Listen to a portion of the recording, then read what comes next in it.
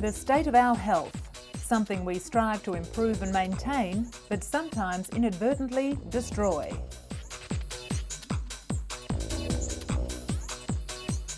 Universally, it's vitally important. The Germans have a universal word for it. Gesundheit. In this edition, doggy delicacies. Are they inhumane and unnecessary, or just what the doctor ordered? Dog meat is prized in many parts of the world for its taste and health properties, but is it really a cut above the rest? British scientists have made a discovery that could help cure drug-resistant tumours. By switching off the body's natural defences to chemotherapy, they can ensure that optimum levels of the life-saving drugs are reaching the targeted areas. Over the past 12 years, Red Cross doctor Alberto Cairo has earned the nickname Mother Teresa of Kabul. During that time, he's seen 5 governments, survived 2 civil wars, and helped countless landmine victims to rebuild their lives. And the underwater exercise bike that dramatically reduces rehabilitation time, according to its German inventor. The secret lies in exercising in a weightless environment while the water reduces swelling at the same time.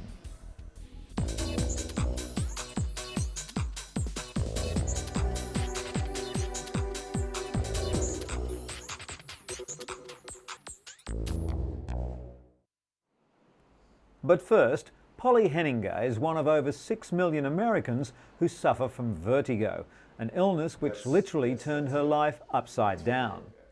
At Johns Hopkins Medical Center in Baltimore, doctors diagnosed Henninger with Meniere's disease, a disorder caused by a buildup of fluid in the inner ear. Often during an attack, a patient's eyes will beat back and forth. These glasses help doctors detect that beating, known clinically as nystagmus. Polly then got an antibiotic injection in her inner ear to deaden the nerves. Almost 1 in 10 people over 65 suffer from vertigo or other balance-related problems, and tests like these help in the diagnosis. Doctors warn that sudden dizziness could also indicate low blood pressure, vision problems, stroke, and even brain tumours. It's therefore imperative to seek treatment as soon as the symptoms appear.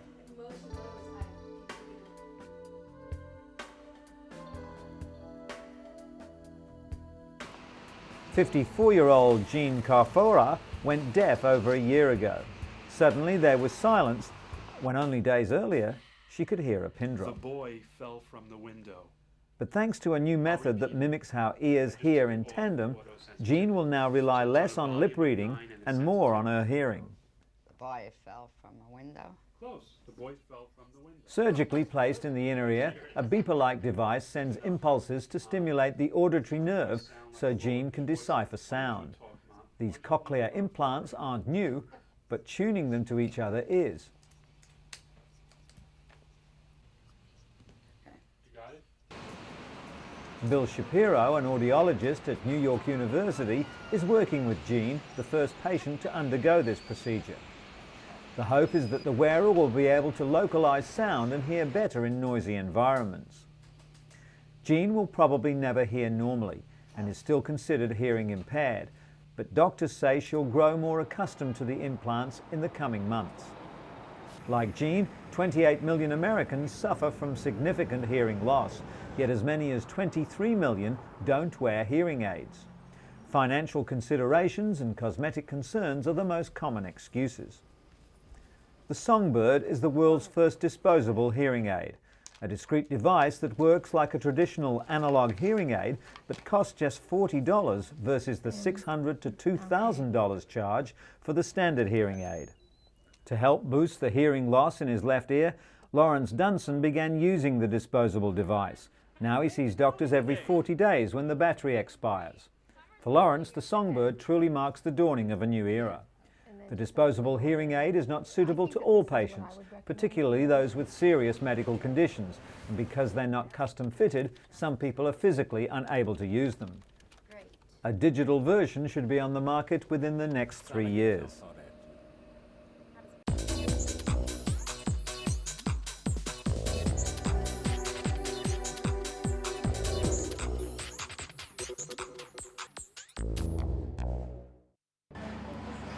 Ostrich is making its culinary debut in Chile, and the lean cuisine is becoming quite the rave at upscale eateries. Farmer Cristobal Bascuan says his business began when he read about the quality of the meat on the internet. Ostrich steak is similar to beef in texture, taste and appearance, but it has 2/3 less fat than beef, less than half the fat of chicken, and fewer calories than beef, chicken or turkey. The birds are also prolific breeders. An ostrich produces 40 or even 50 chicks a year. But the price isn't cheap. The iron-enriched, healthy red meat costs twice as much as regular beefsteak. Welcome to the house of Mwamba family, 20 kilometers east of central Kinshasa. Donatien Mwamba runs a small restaurant in his compound. Every day around lunchtime, the household prepares for the arrival of the first customers. Donatien and his clients start out drinking Lotoko, a very strong local brew, while playing cards, listening to music and dancing. This looks like the beginning of a relaxing afternoon. At lunchtime, there's just one popular meal on the menu: dog. That's right, D-O-G. Dog meat is considered a delicacy in some regions of the Congo, especially by the Baluba tribes people, who believe the hounds are healthy for you too. Animal rights activists would be outraged, but Donatien isn't concerned. Man's best friend is just a nutritious meal to him. After a few minutes of bargaining, Donatien buys the dog for 1,700 Congolese francs. After being skinned, the carcass is singed to get rid of stray hair. Then it's washed carefully with soapy water and cut into pieces. The meat is cooked in tomato sauce with a lot of chili pepper and served with pounded leaves and cassava paste. Dog meat lovers swear that it's good for you. According to the locals, when you eat dog meat, your level of blood rises and you remain in good health. 13-year-old Henri Lusangi raises dogs in his backyard for sale. He sells puppies for the equivalent of $1.50 each. Henri has no shortage of customers. Today, even people who come from ethnic groups who don't usually eat it are adopting dog meat for economic reasons. The meat is thought to be especially nutritious and good to eat in the winter months because it heats up the body. Locals also believe it makes men strong and virile. In some countries, dogs are even beaten before being killed in order to increase the levels of adrenaline, which it's claimed will make a man more virile still.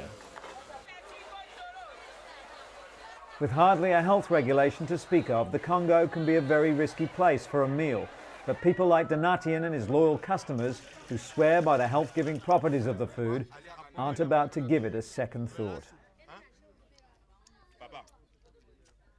But what dog meat only claims to do, one odd little Peruvian plant actually does, and that's boost the libido. Researchers claim that maca, an ugly, smelly brown turnip found in the remote Andes, can boost a man's sex drive by up to 200%. Science may have finally dispelled the myth of the Latin lover. Maca is also said to reduce anxiety and even increase sperm count. Peru's maca export is currently bringing in between $2 and $3 million, and the latest research, which has not undergone independent review, could bolster sales even higher.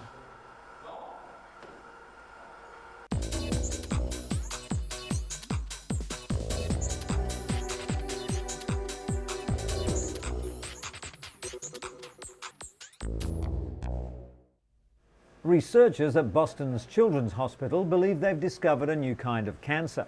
Pathologists Sarah Vargas and Christopher French found a chromosomal swap in the cells of the tumour that makes this cancer unique. Researchers say this chromosomal translocation makes the cancer cells extremely aggressive. The disease has been documented in only 6 patients around the world.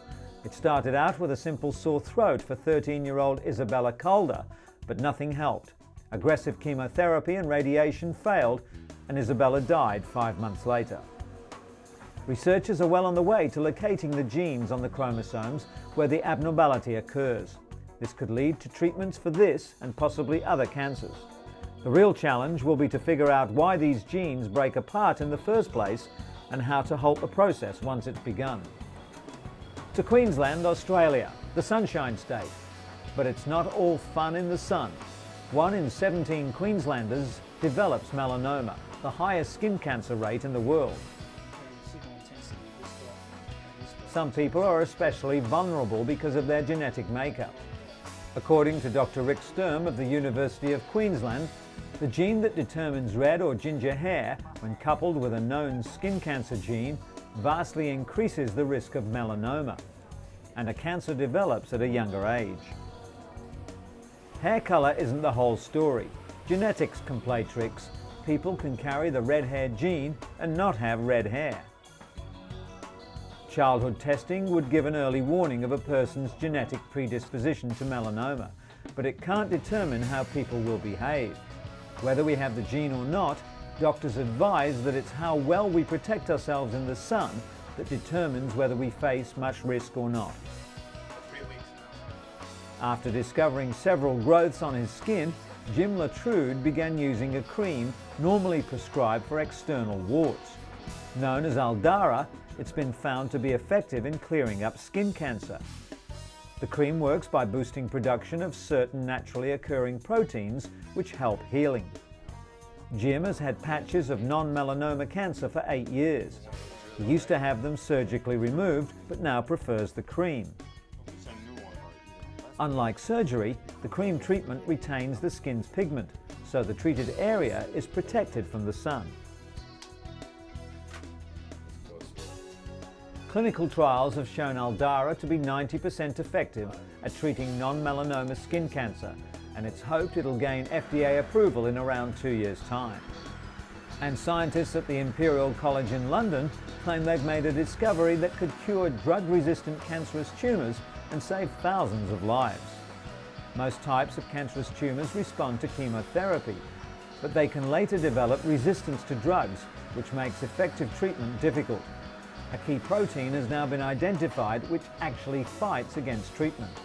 The P-glycoprotein stops the chemotherapy from doing its job, killing the cancerous tumours. This new discovery means that scientists can develop drugs to block the protein, allowing the chemotherapy to destroy the cancer. Doctors believe this discovery will help treat many types of cancer, such as breast, prostate and leukemia. According to the World Health Organization, cancer is a leading cause of death in most industrialized countries. Worldwide, 10 million people contract the disease every year, with lung, stomach, liver and breast cancers being the biggest killers.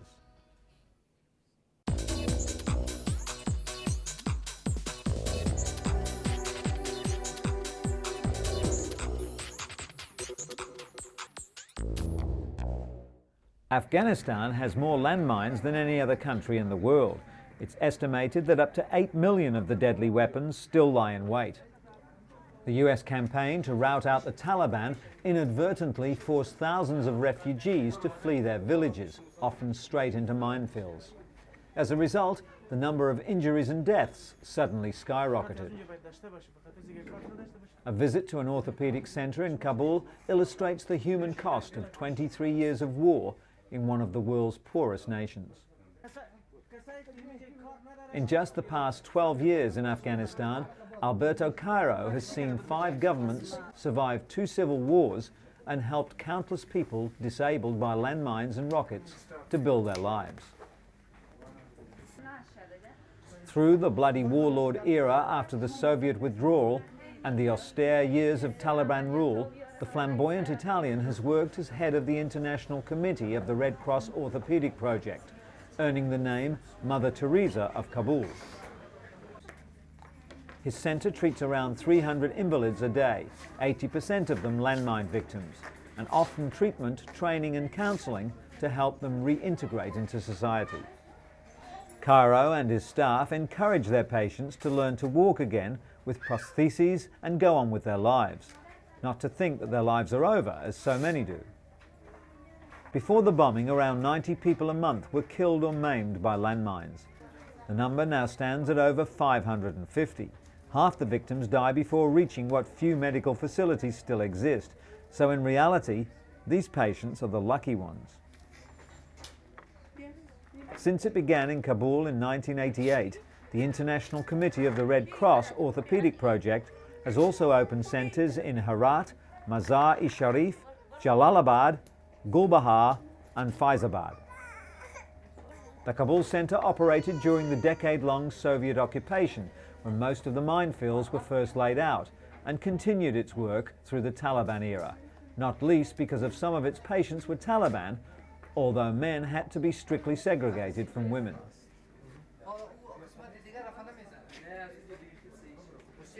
As well as manufacturing and fitting prosthetic limbs, the centre provides jobs in its workshops and rehabilitation rooms to disabled people.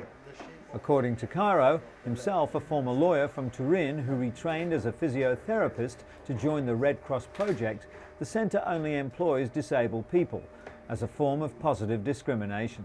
He believes it shows everyone that disabled people can work as well as their able-bodied countrymen and women. The Taliban eventually forced Cairo to leave Kabul a few days after the September 11th attacks on the United States, but he was back by the end of November, a few days after the Taliban fell. Cairo breathed a sigh of relief when a new interim government under Hamid Karzai was sworn in soon after that, with a mandate to rebuild the nation with a massive injection of international aid. The World Bank recently estimated that Afghanistan needed at least $9 billion to rebuild its economy and basic infrastructure.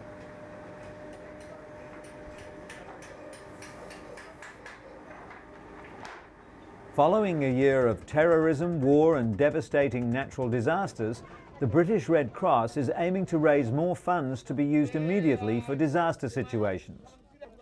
Not all disasters receive international press, limiting the capacity for charities to raise money. Through their new Disaster Fund initiative, the British Red Cross hopes to be able to respond quickly to anyone in need around the globe. Recently, for example, an earthquake hit southern Peru, and 60,000 people were left homeless. It didn't get much news coverage, but it did devastate an entire community. Within 48 hours, 50,000 blankets were sent from the British Red Cross to the Peruvian Red Cross to support those affected. With over 130 years of experience, the British Red Cross plays an important role on the world stage and continues to work under two fundamental principles: neutrality and humanity.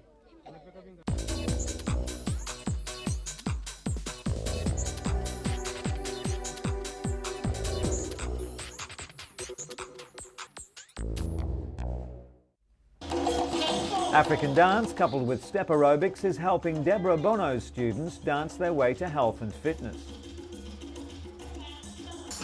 Her husband Gene provides the beat for the class. It's his drumming, along with her endless energy, that drives these women to reach new aerobic highs. Bono started teaching the class about 5 years ago, when a client asked her to come up with something a little different. She used a dance background to design Afro-Caribbean step. Its popularity draws people from all cultures and nationalities. The couple have even produced 2 workout tapes to promote their exercise system around the world, in the hopes that it will be enjoyed by people in their living rooms and in the gyms.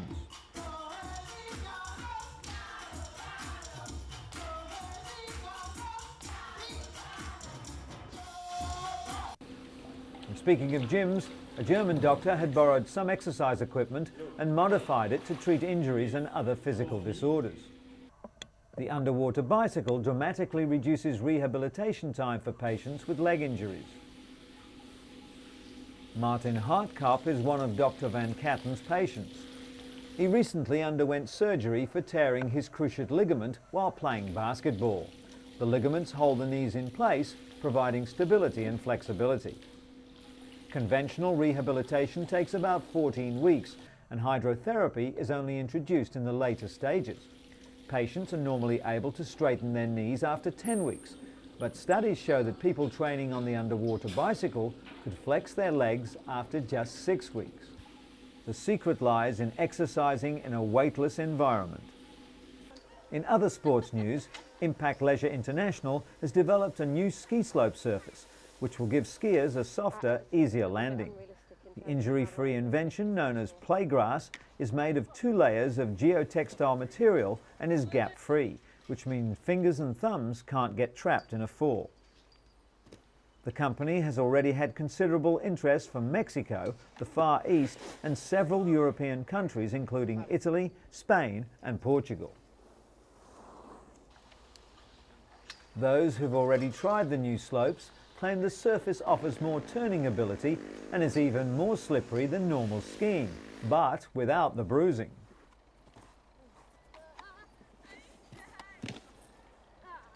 Playgrass is an ideal surface for beginners who can be somewhat apprehensive about flying down a snow-capped peak, while seasoned skiers tend to be more adventurous on the man-made surface, as they're less likely to hurt themselves.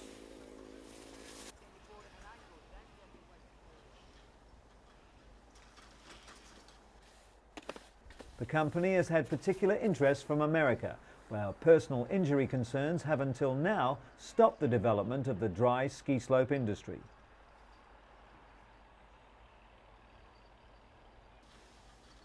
And finally, in sports medicine, the illegal use of performance-enhancing drugs has taken a dangerous turn, thanks to gene therapy. It seems that winning is in the genes after all.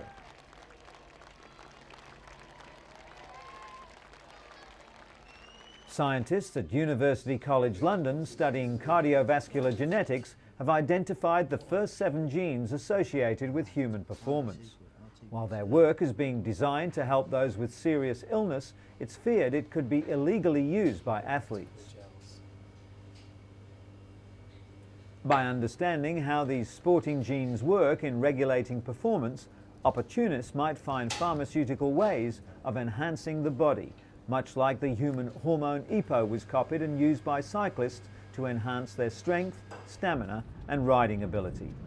Research in this field is just getting started, so matching the right genes to types of performance is still a long way off. At some point, though, it could lead to the arrival of gene drugs, which would be very difficult to detect.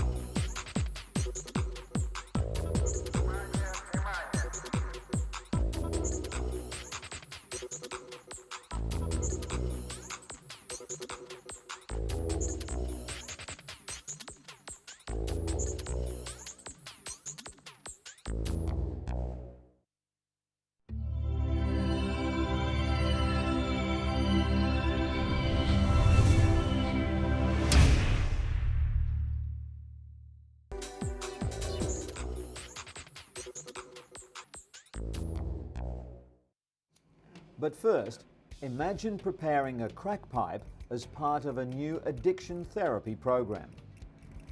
The drugs are fake, but the cravings are real. This is ERP, Exposure Response Prevention, a rather unconventional therapy.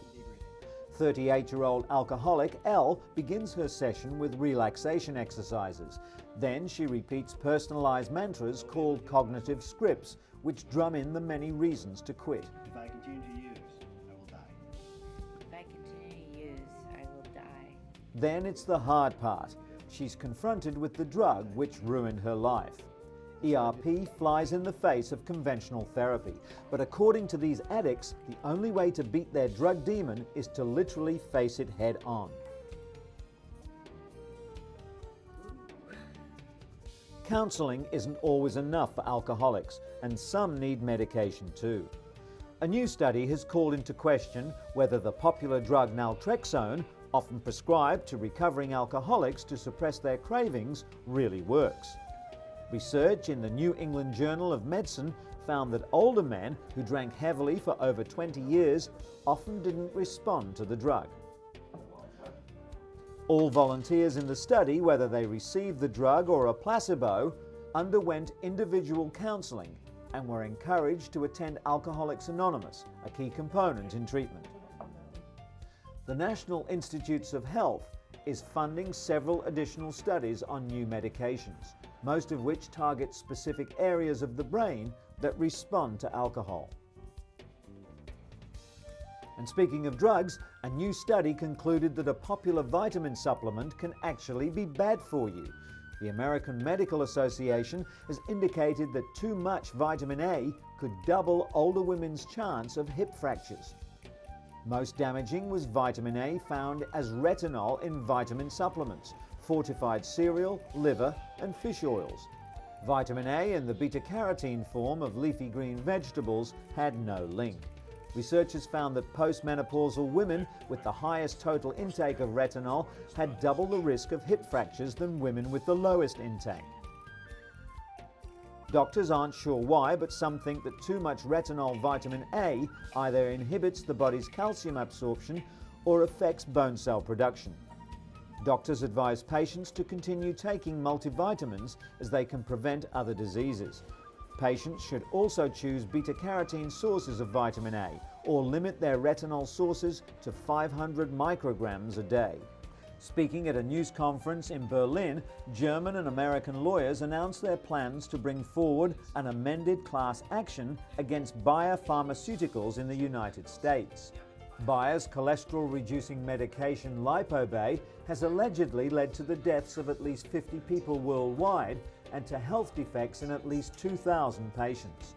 The lawyer representing the German victims, Michael Vitti, told journalists that the lawsuit will be presented to a court in Minneapolis. Vitti stated it was important to provide both German and international victims of the Bayer medication with an equal chance of being compensated under American law. Just recently, Bayer had to take Lipobay off the market due to unsolved deaths allegedly caused by it. The US lawyer Kenneth Moll, working with Vitti on the case, stated that Lipobay had been developed and tested by the US Bayer branch of the Bayer Corporation, and accordingly, the case should be tried in the US. Currently, more than 50 deaths worldwide seem to be connected with Lipobay, despite Bayer's claims that a connection cannot be proven. The lawsuit will not only be directed against Bayer AG and Bayer Corporation, but also against Europe's biggest pharmaceutical company, GlaxoSmithKline.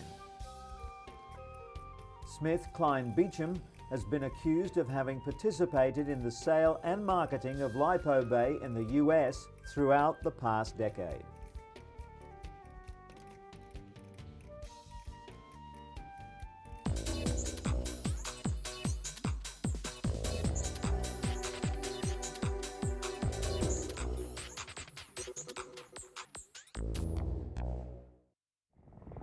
Tula Westlake is having the time of her life on a 5-star vacation viewing animals in the African bush.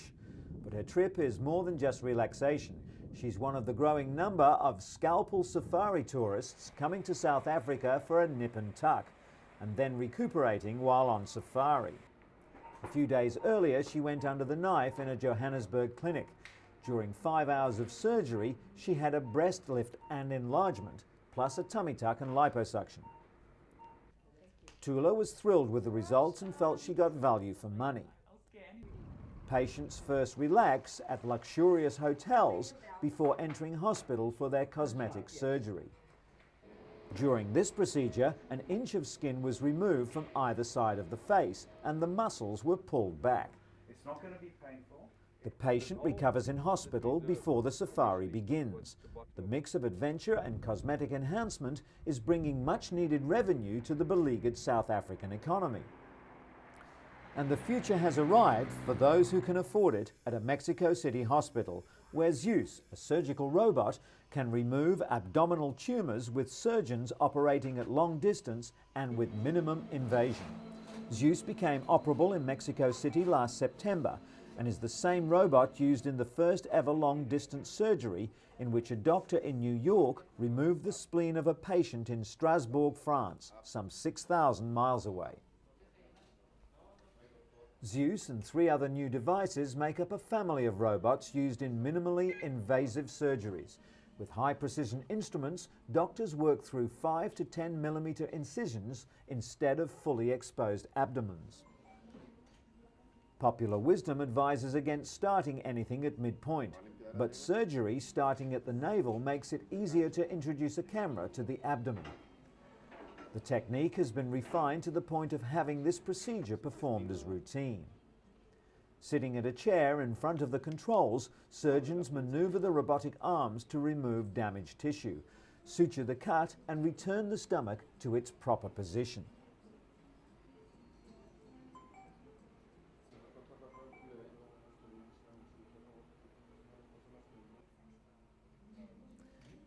Stitches and sutures are cut with electricity to avoid any internal bleeding, and the whole procedure can be watched on several monitors.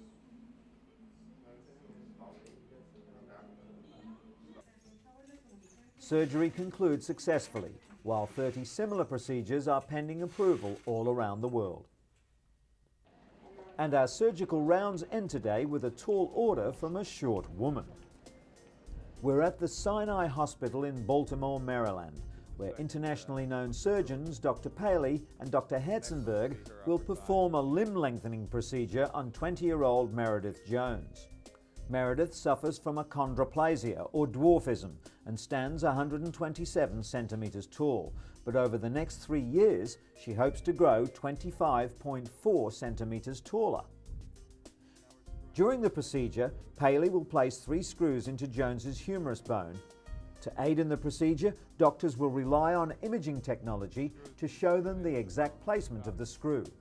Together, the surgeons have performed more than 4,000 of these operations and can complete their work on a limb in less than an hour. Dr. Paley carefully breaks Meredith's bones and locks them into place with an external fixture. For the next 7 months, she'll rotate the screw 4 times daily to lengthen her bones. The device works by gradually pulling the broken bone apart, which will then be filled in by new bone.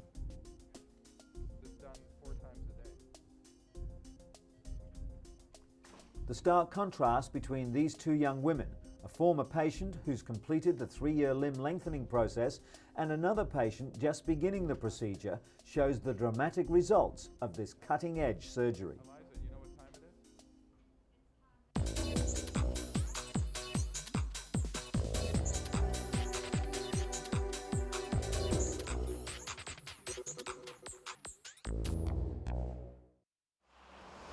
Russia's President Vladimir Putin is on a health drive. He wants his countrymen to get fit, stay off drink and live longer. The leader's recent statement was aimed at drinkers and smokers in Russia, where it's not unusual to see people of all ages smoking and drinking beer, sometimes in the morning on their way to work. Putin, the first Kremlin leader who is known to despise alcohol and cigarettes, told a meeting of the country's state council recently that the state of the nation's health was shameful. The Russian president, a black belt in judo and a keen skier, has called on political figures to take the lead in promoting a healthier lifestyle for all Russians. Some politicians have been quick to respond to the president's call. Russian Deputy Premier Valentina Matvienko and ultra-nationalist politician Vladimir Zhirinovsky recently took part in a cross-country skiing competition with their leader. The core of the problem is that sports in Russia have all but fallen off the political radar screen since the breakup of the Soviet Union. Latest statistics must make for unhappy reading back at the Kremlin. Only 10% of Russia's 150 million people take part in sports. Average life expectancy is 59 for men and 72 for women, but Russian women don't live longer because they're fitter. It's just that alcohol kills the men first. It's a rich irony that today's Russia boasts world-class athletes, including many professionals scattered all over the world. But this elite band of sports professionals has no grassroots in Russian society itself. Over the past decade, the country's sports facilities have been neglected and are crumbling due to the lack of funding, a far cry from Mother Russia's former glory.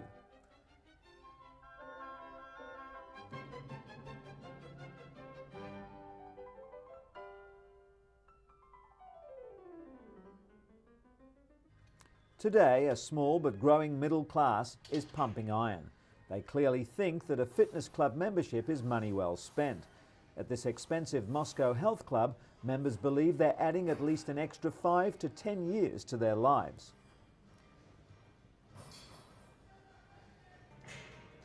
The problem is, health clubs with state-of-the-art facilities are priced well above the means of ordinary Russians, and affordable sports facilities are almost non-existent in small Russian cities. At one of Moscow's few junior gymnastic schools, 8 to 10-year-old girls twirl batons and do stretching exercise. It's a Soviet-era sports facility, but the best that the parents of these children can afford. Putin has called on Russian businesses to help fund cheaper and more widely accessible sporting facilities. The nation's health has now become a matter of public policy. Whether Putin will win the contest to stop the rot still remains to be seen. But with state funding all but dried up, many locals don't believe that businesses alone could do enough. As the Russians have discovered, where you live could have a profound impact on your health. The New England Medical Journal found that study participants who developed cardiovascular disease were more likely to live in disadvantaged neighbourhoods. Whites living in such neighbourhoods were found to have a 70 to 90% higher risk of coronary disease, while blacks had a 30 to 50% greater risk. Factors that contribute to illness include the lack of public spaces and recreational facilities, increased tobacco advertising, and the unavailability of healthy foods. Researchers also believe that exposure to noise, violence, and poverty can contribute as well.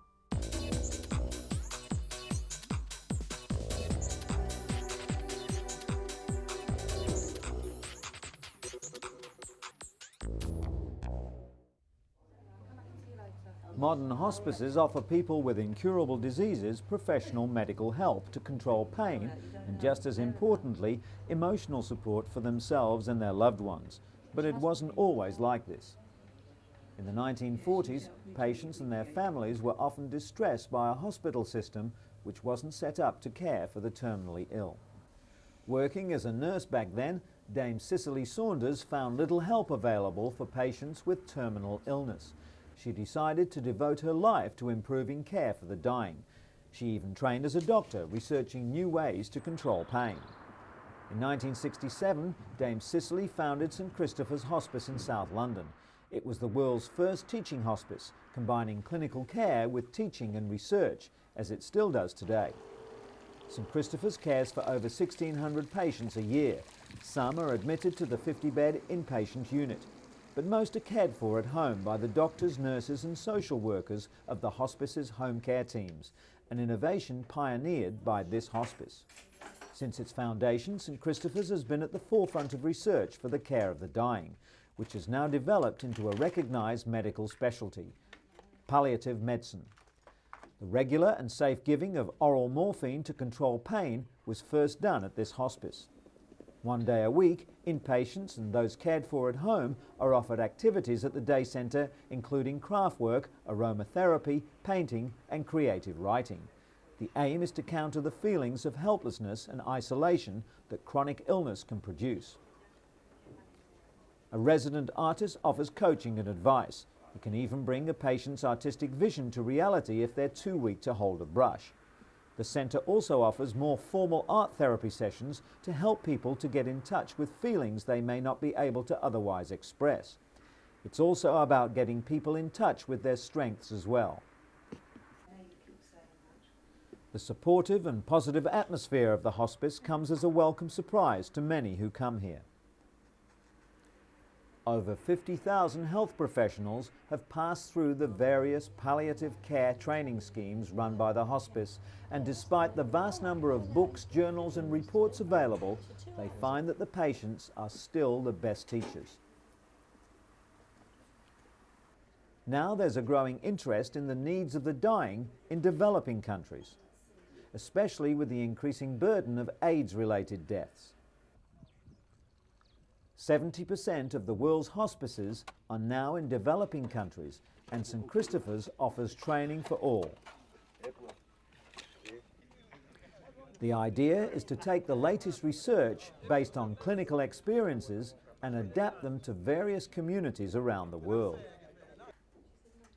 The Hospice Information Service offers advice to members on all aspects of setting up and running a hospice. It also puts travelling patients in touch with hospices overseas. A recent St Christopher's patient who wanted to make a final trip to Kenya before she died was able to find out about a hospice in Nairobi. Care at the hospice is completely free of charge, while half their running costs come from the government. The rest is raised by the staff. Last year, St Christopher's won the Conrad Hilton Prize. The $1 Million award was in recognition of the pioneering work of the hospice in bringing light to the previously misunderstood or ignored world of the dying and their families.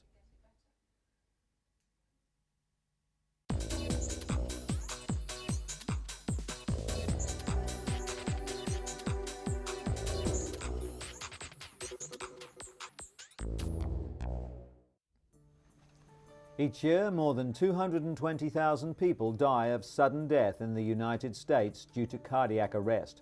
Death occurs from an abrupt loss of the heart's ability to pump. Scientists have long known that high levels of free fatty acids can trigger irregular rhythms in people with heart disease. But in a recent French report, healthy men with elevated levels of free fatty acids are also at a higher risk of sudden death. Free fatty acids are released into the bloodstream when needed for energy. In low amounts, they're not considered dangerous. One beneficial dietary fat, omega-3 fatty acids, found in fish like salmon and tuna, may actually also help lower a person's risk of sudden death. Researchers are now suggesting that routine measurement of free fatty acids may help identify individuals at high risk of sudden death. Another study just published in the New England Journal of Medicine confirms that women with no previous cardiac problems who take oral contraceptives have a slightly higher risk of heart attack. There has been debate for some time surrounding the effect of the pill on women's cardiac health. Evidence that it may cause blood clots in the heart first appeared in the 1960s. Since then, manufacturers progressively lowered the doses of estrogen. According to gynecologist Dr. Nancy Garber, the benefits still outweigh the risks, but women should still consult their doctor. This study, conducted on nearly 2,000 Dutch women, showed that those over age 24 with no history of heart problems were at a slightly higher risk of having a heart attack if they're on oral contraceptives. If they also smoke, have high cholesterol, diabetes or high blood pressure, the risk is nearly 13 times greater. 2 recently approved hormone-based birth control products for women are now on the market in the United States. The birth control patch and a vaginal ring both release estrogen, so they too may increase the risk of heart problems. And from Britain, celebrations for the opening of a $5.4 million centre designed to bring some of the country's leading heart scientists under one roof. Former heart patient Lord Michael Heseltine opened the centre, which was made possible by the British Heart Foundation's largest ever grant. Some years ago, Lord Heseltine himself suffered a major heart attack. 4 of Britain's top specialists will lead a team of more than 120 researchers. They'll be looking at the underlying processes which can cause heart disease and ways of preventing and treating it. Heart disease is one of humanity's greatest foes, and an urgent need exists to understand it and then defeat it as quickly as possible. Sentiments that 2-year-old heart patient Jack Waller would surely agree on.